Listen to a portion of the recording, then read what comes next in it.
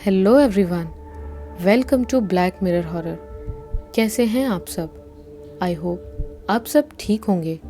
आज मैं आप सभी के लिए मंदिर का रहस्य यानी अभिशापित मंदिर के कहानी का पार्ट 2 लेकर आई हूँ और ये आखिरी पार्ट होगा इस कहानी का।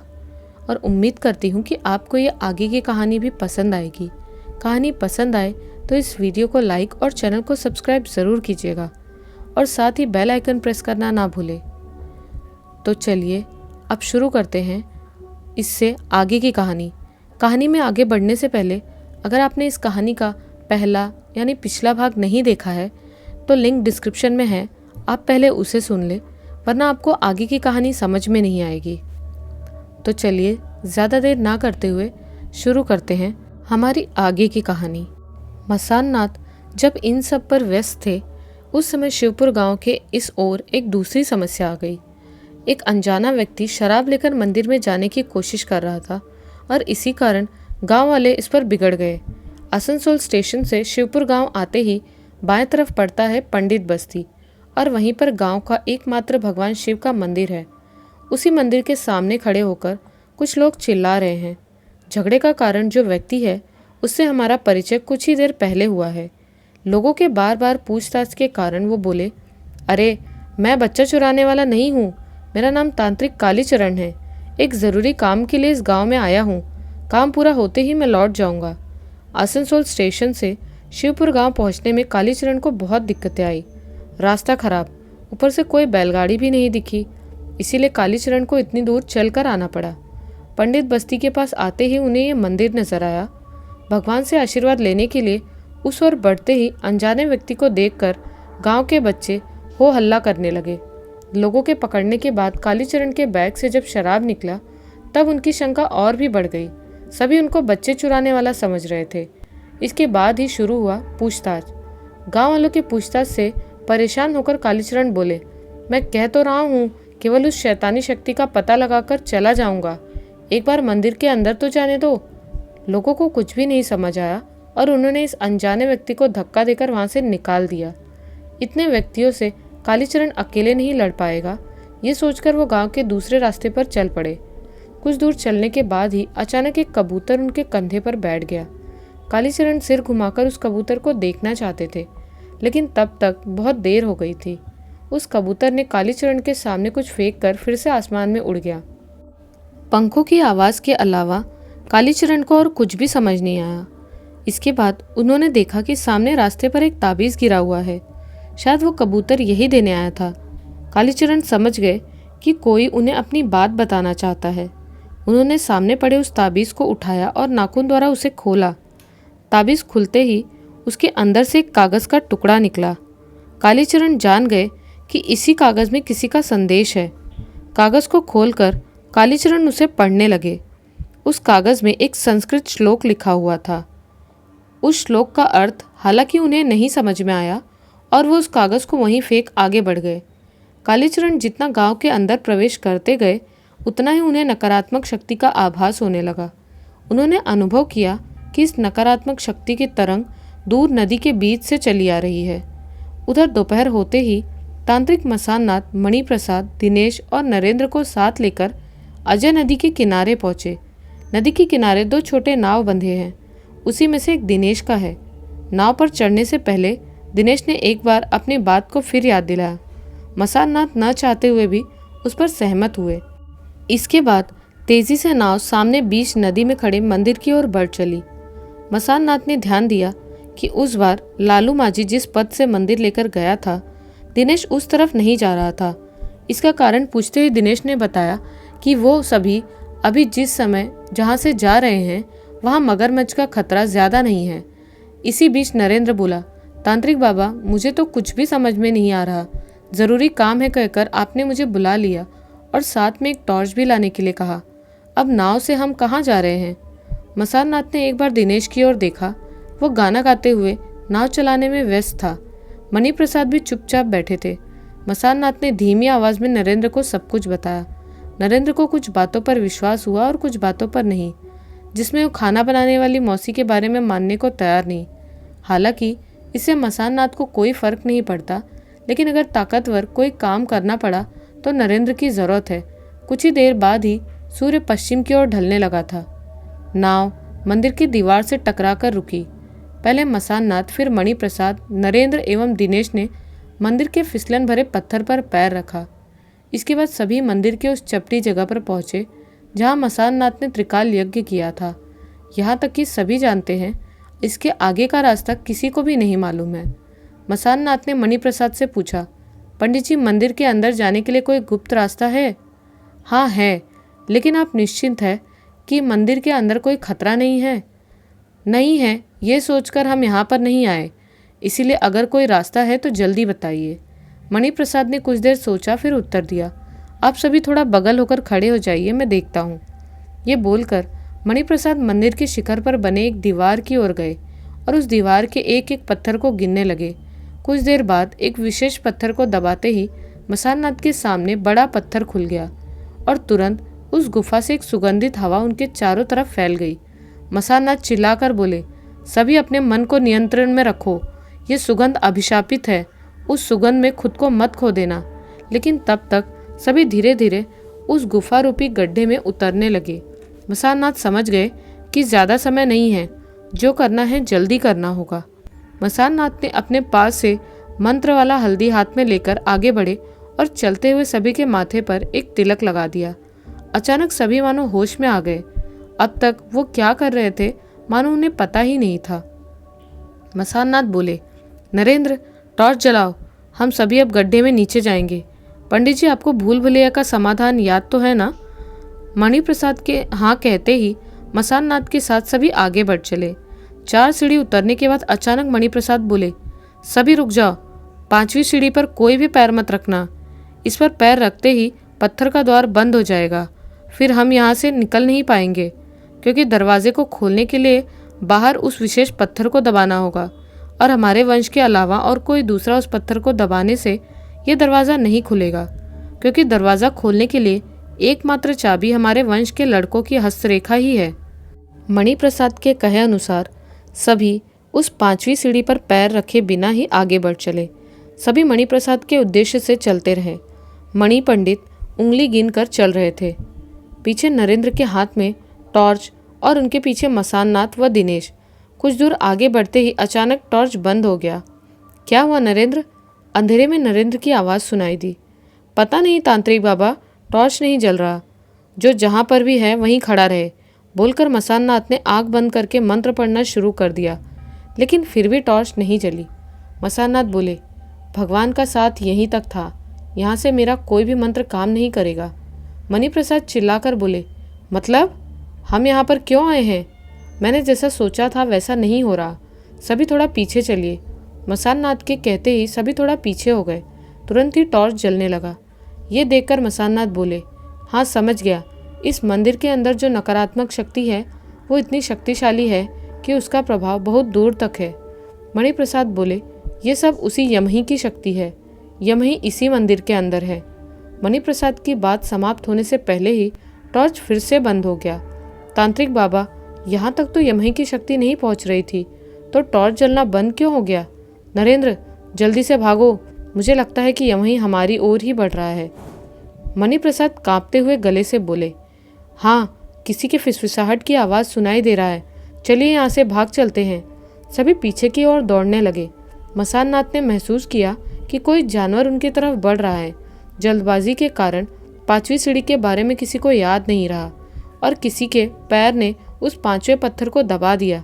तुरंत ही पत्थर का दरवाज़ा बंद होने लगा। नरेंद्र ने टॉर्च फेंक कर बंद होते पत्थर को दबाए रखा।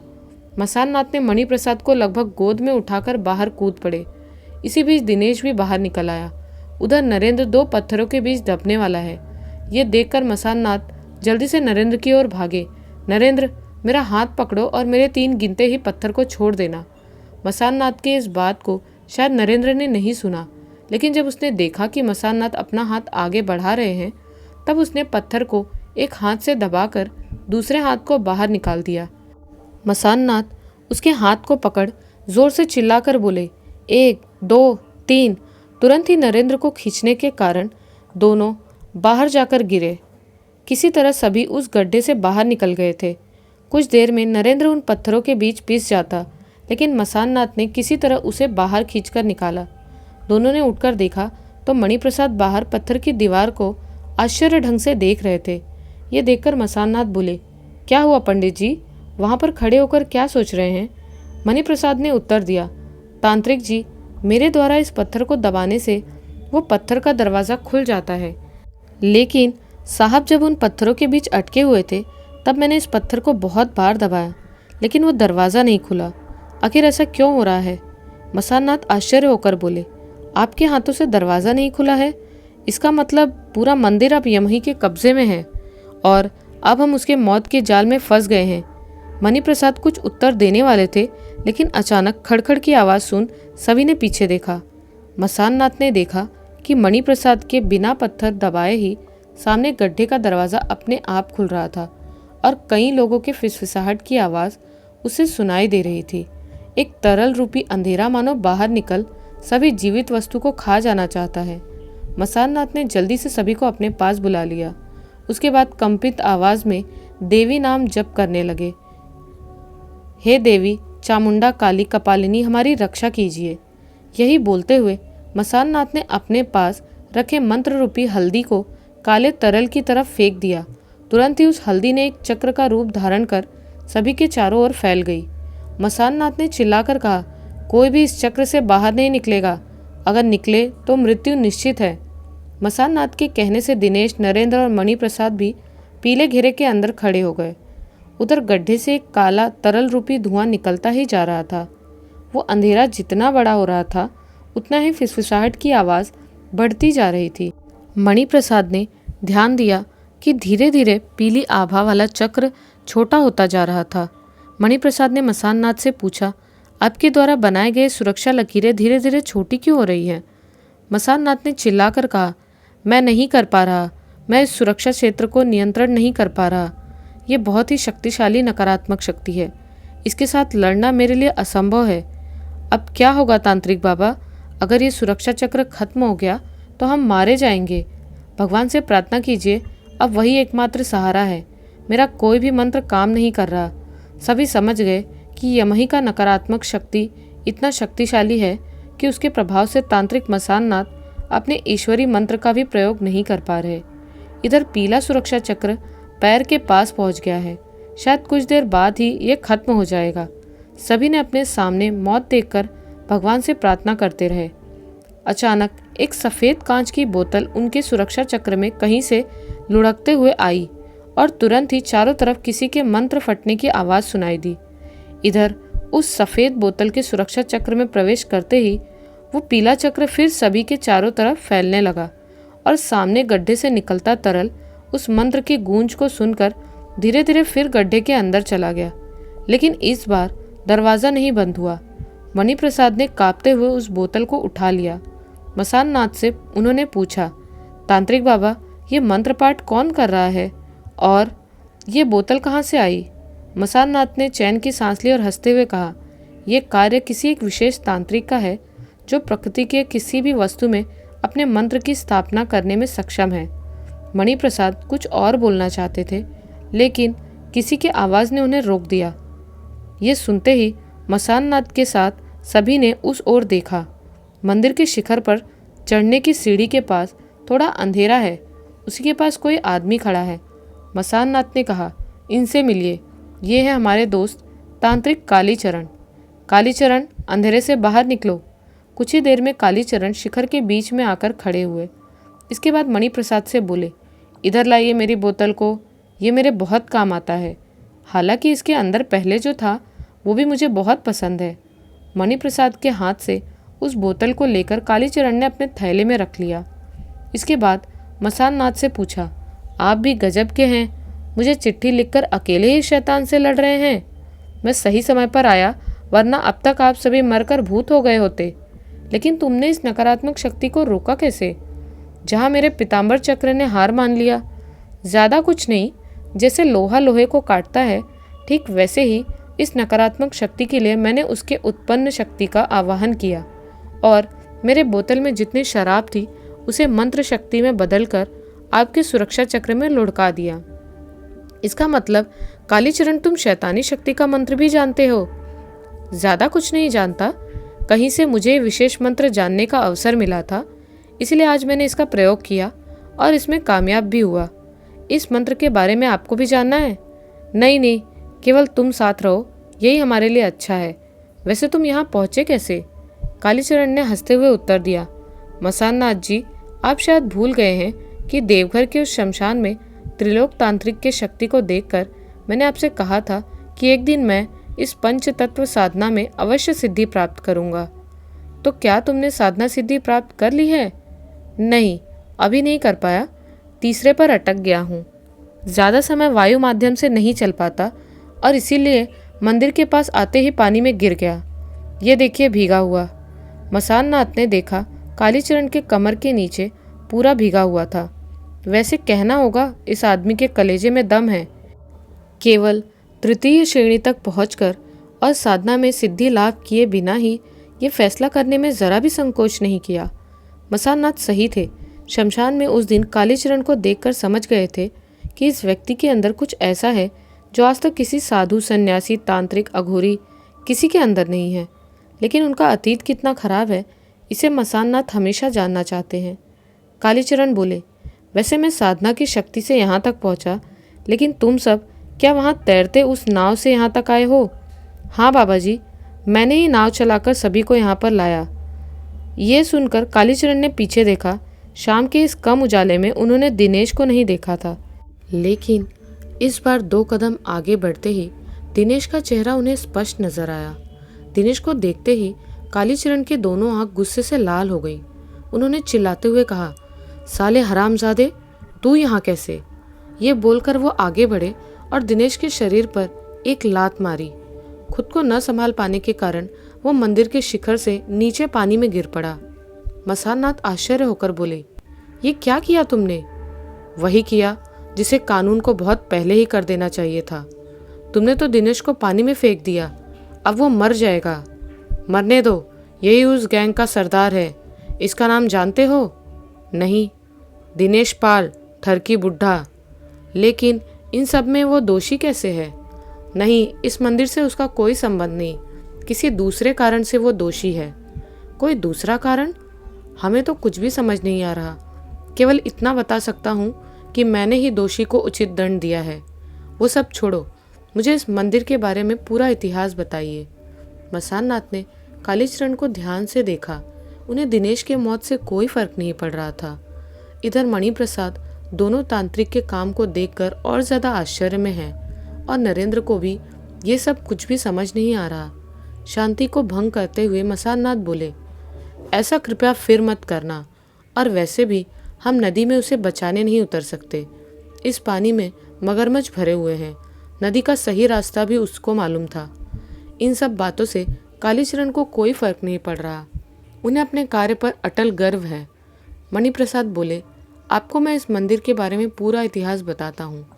पंडित जी ने मसान नाथ को जो कुछ भी बताया था फिर से कालीचरण को बताया, लेकिन उस बार मसान नाथ को मरे हुए लोगों के बारे में जिस प्रश्न को किया था, कालीचरण के उस प्रश्न को करने से पहले ही पंडित जी ने उन्हें इसका जवाब दे दिया। सब कुछ सुनकर कालीचरण मसान नाथ से बोले, इसका मतलब इस ठरकी बुड्ढे के मरने से अच्छा ही हुआ, क्योंकि पानी में मगरमच्छ से लड़ाई नहीं किया जा सकता। यमही को हराने के लिए किसी तरह उसे इस मंदिर से बाहर निकालना होगा, और यही काम दिनेश का मरा हुआ शरीर करेगा। दिनेश के मरने के बाद यमही उसे खाने के लिए बाहर जरूर आएगा। उसी समय आप यमही को बंदी बनाकर दूसरे जगत में भेज देना। वो क्यों? इस प्रक्रिया को आप नहीं कर सकते? कालीचरण अपने चेहरे पर एक कृत्रिम मुस्कान लाते हुए बोले, मुझे जगत परिवर्तन करना नहीं आता, क्योंकि उतना बड़ा तांत्रिक मैं नहीं हूँ। उसे केवल मसान नाथ जी ही कर सकते हैं। ठीक है कालीचरण, और सभी सुरक्षा चक्र के अंदर आ जाओ, क्योंकि दिनेश के मरते ही यमही बाहर निकलेगा, और यही एक मौका हमारे पास होगा। मसान नाथ के कहे अनुसार कालीचरण पीताम्बर चक्र के बीच में आकर खड़े हुए। इस ऐतिहासिक अभिशाप का सभी आंख फैलाकर प्रतीक्षा कर रहे थे। कितना समय बीता है इस पर किसी का ध्यान नहीं। अचानक मंदिर के नीचे पानी में एक आवाज सुनाई देने लगी। कालीचरण ने मसान नाथ से इशारों में कुछ कहा। इसके बाद मसान नाथ के आंख बंद करते ही सुरक्षा चक्र और भी प्रज्वलित हो गया। उधर मंदिर का शिखर एक काले तरल से भर गया। उस काले तरल ने धीरे धीरे सुरक्षा चक्र को खत्म करना शुरू कर दिया। सभी ने आश्चर्य होकर देखा कि दिनेश का मृत शरीर पानी से ऊपर हवा में तैर रहा था और मंदिर के उस कोठरी वाले गड्ढे से फिर हिस हिस की आवाज़ सुनाई देने लगी। मसान नाथ डरे हुए आवाज़ से बोले, यमही आ रहा है, सभी तैयार हो जाओ। बात समाप्त होने से पहले ही उस गुफा से 2 हाथ बाहर निकल आए। इसके बाद फिर और 4 हाथ दिखाई दिए। 6 हाथों के बाहर निकलते ही 3 कंकाल रूपी सिर दिखाई दिया। कुछ देर बाद ही यमही के शरीर को सभी ने देखा।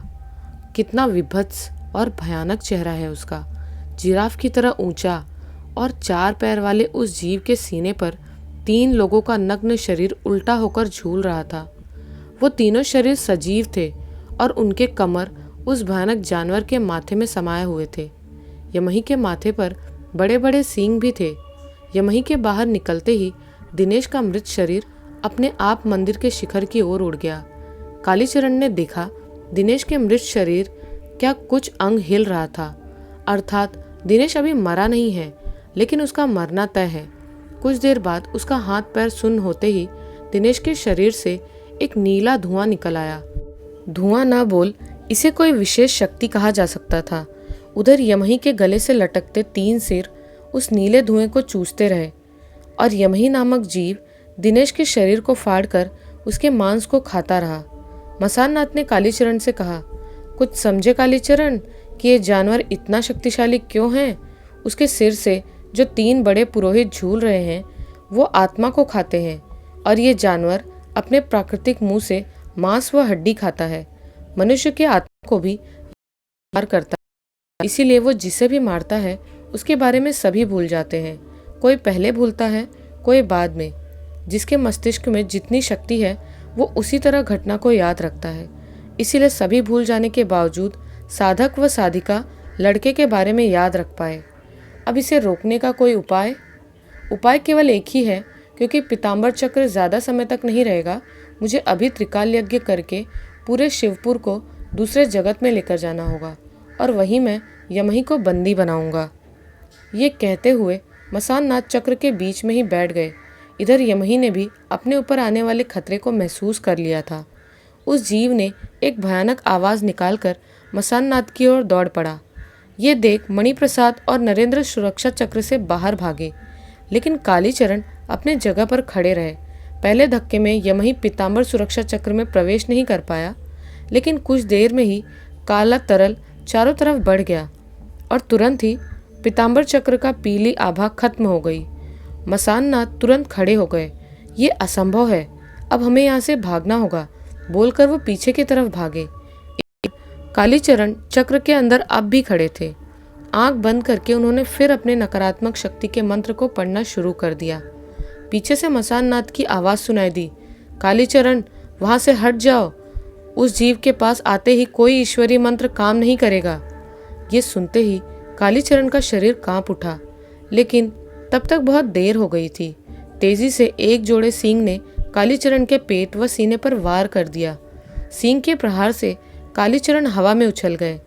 फिर एक प्रहार से कालीचरण हवा में उसके माथे पर लटक रहे और गले में लटकते एक शरीर ने उन्हें नीचे फेंक दिया। इसके बाद कुछ दूर जाकर जीव ने दोनों पैर उठा अपने विजय की घोषणा की। मसान नाथ नीचे गिरे हुए कालीचरण के अधमरे शरीर की ओर जल्दी से भागे। मसान नाथ का पूरा हाथ खून से भर गया। उन्होंने देखा कालीचरण के पेट व सीने में कई जगह चोट लगी थी। किसी तरह कालीचरण ने आंख उठाकर यमही के तांडव दृश्य को देखा और बोले, आप सभी यहाँ से भाग जाइए वरना मारे जाएंगे, मैं अब नहीं बचूंगा। नहीं कालीचरण, तुम्हें ऐसी छोड़कर मैं कहीं नहीं जाने वाला। पागलपन मत कीजिए, पीछे देखिए, उधर यमही फिर से इधर आ रहा है। कालीचरण के बात को सुनकर मसान नाथ को कोई फर्क नहीं पड़ा, क्योंकि दोस्त कालीचरण के अधमरे शरीर को छोड़कर वो नहीं जाने वाले। उधर यमही ने अपने तांडव को रोक एक पैर घिसते हुए फिर से आक्रमण करने वाला था। मसान नाथ समझ गए कि अब उनकी मृत्यु निकट आ गई है, लेकिन कालीचरण को इस अवस्था में छोड़कर वो नहीं जा सकते। यमही ने दौड़ना शुरू किया। मसान नाथ ने मृत्यु प्रहार सहने के लिए अपनी आंखों को बंद कर लिया, लेकिन अचानक से एक सांड की आवाज़ सुनाई दी। ये सुनकर यमही एक बार रुका, लेकिन वो फिर मसाननाथ की ओर बढ़ने लगा। जिस वक्त उसके सींग मसाननाथ पर प्रहार करने वाले थे, उसी समय न जाने कहाँ से आए एक जोड़े सींग ने उसे रोका। मसाननाथ आंख खोलकर देखते हैं कि एक बड़े से सांड ने यमही का रास्ता रोक दिया और उसके मुंह में एक सिंदूर लगा हुआ त्रिशूल है। दोनों तरफ के सींग टकराने से चारों तरफ का वातावरण कांप उठा। वो सांड अपने प्रहार से यमही को पीछे गड्ढे की ओर लेकर जा रहा है। नंदी, स्वयं देवादिदेव के शिष्य नंदी महाराज, दर्द में भी मसाननाथ के बात को सुन कालीचरण के चेहरे पर हंसी खिल गई। नीला मनुष्य, मेरा नीला मनुष्य। तुरंत ही उन्हें याद आया गरुणा के द्वारा दिए गए उस श्लोक का अर्थ, अर्थात युद्ध शुरू हो गया है। वीरों के सामने शस्त्र यानी त्रिशूल गिरा है। जिसके मन में प्रतिशोध की हिंसा नहीं है, उनके हाथों में ही विजय ध्वज लहराएगा। कालीचरण समझ गए कि इसी त्रिशूल द्वारा यमही को मारा जा सकता है, लेकिन कालीचरण का मन प्रतिशोध की आग से भरा हुआ है। इसीलिए इस महान कार्य के योग्य वो नहीं है। यहाँ उपस्थित सभी में केवल मसाननाथ के मन में ही किसी के लिए प्रतिशोध की हिंसा नहीं है। इसीलिए यमही को कोई खत्म कर सकता है तो वो तांत्रिक मसाननाथ ही हैं। सब कुछ समझ आते ही कालीचरण ने मसाननाथ से कहा, महाकाल के त्रिशूल को केवल आप ही उठा सकते हैं।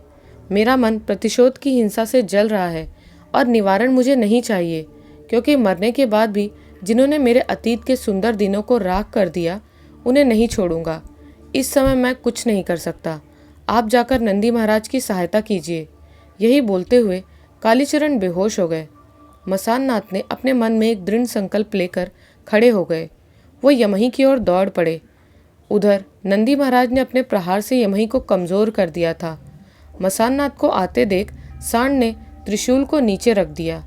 मसाननाथ ने नंदी से त्रिशूल को उठाकर यमही पर वार करने लगे। यमही उस वक्त भी नंदी महाराज के साथ लड़ने में व्यस्त था, लेकिन आश्चर्य की बात यह है कि त्रिशूल से यमही को कोई फर्क नहीं पड़ रहा। मानो एक काले तरल ने यमही के चारों तरफ एक सुरक्षा कवच बना दिया है। मसाननाथ ने आसमान की ओर देखकर चिल्लाया, हे महाकाल, हमारी रक्षा कीजिए, हमें कोई रास्ता दिखाइए। अचानक त्रिशूल के 3 कोने चमक उठे और साथ ही न जाने कहाँ 3 बार बिजली गिरी। समझ गया, त्रिशूल के 3 कोनों से उन 3 नर पिशाच का वध करना होगा।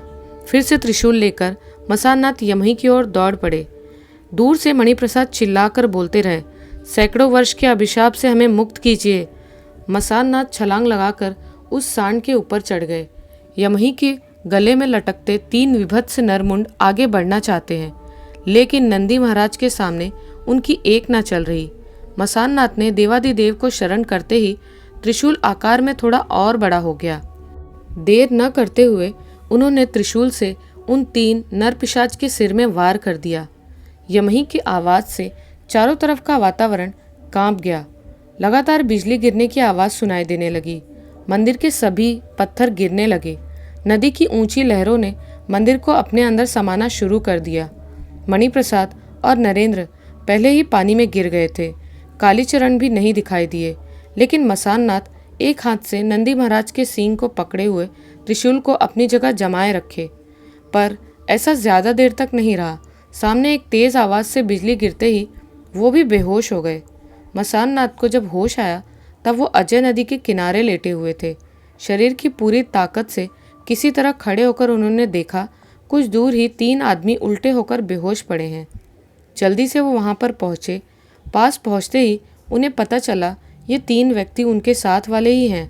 पहले उन्होंने तांत्रिक कालीचरण को सीधा करके उनके सीने से कान लगाकर कुछ सुनना चाहा। नहीं, चोट ज़्यादा होने पर भी हृदय की धड़कन अभी तक चल रही थी, अर्थात कालीचरण अभी जिंदा है। मसाननाथ ने सोचा, गांव के दक्षिण तरफ उन्होंने एक जड़ी बूटी देखी थी, उसके सहारे कालीचरण के घाव को ठीक करके उन्हें स्वस्थ कर देंगे। इधर मणिप्रसाद अभी भी बेहोश थे, लेकिन नरेंद्र को होश आ गया था। वो कांपते हुए मसाननाथ की तरफ गया और बोला, तांत्रिक बाबा, हम तो लहरों की वजह से पानी में गिर गए थे, फिर हम सब बचे कैसे? नीला मनुष्य, तांत्रिक कालीचरण के नीले मनुष्य ने हमें बचाया। इस घटना के लगभग 1 महीने बाद की बात है। मसान नाथ के आयुर्वेदिक ज्ञान ने कालीचरण को पूरी तरह ठीक कर दिया। अब कालीचरण इतने स्वस्थ है कि वो स्वयं चलकर अपने घर जा सकते हैं। इसीलिए आज दोनों तांत्रिक यहाँ से जाने के लिए सभी के सामने उपस्थित हुए। मणिप्रसाद जानते हैं कि उनके वंश परंपरा में प्रचलित सभी बातें व भविष्यवाणी सच थी, लेकिन उस कर्तव्य से अब सभी मुक्त हो गए हैं। ऐतिहासिक अभिशाप अब खत्म हो चुका है और ये संभव हुआ केवल इन 2 तांत्रिकों की वजह से। सभी को प्रणाम करके दोनों तांत्रिक वहां से चल दिए। ये था इस कहानी का दूसरा और आखिरी भाग। रोमांच और डर और रहस्य से भरी ये कहानी आज यहाँ पे ख़त्म होती है। आपको ये कहानी कैसी लगी हमें कमेंट्स में ज़रूर बताइएगा। मिलती हूँ एक नए वीडियो में कुछ नई और डरावनी कहानियों के साथ। जय बाबा महाकाल।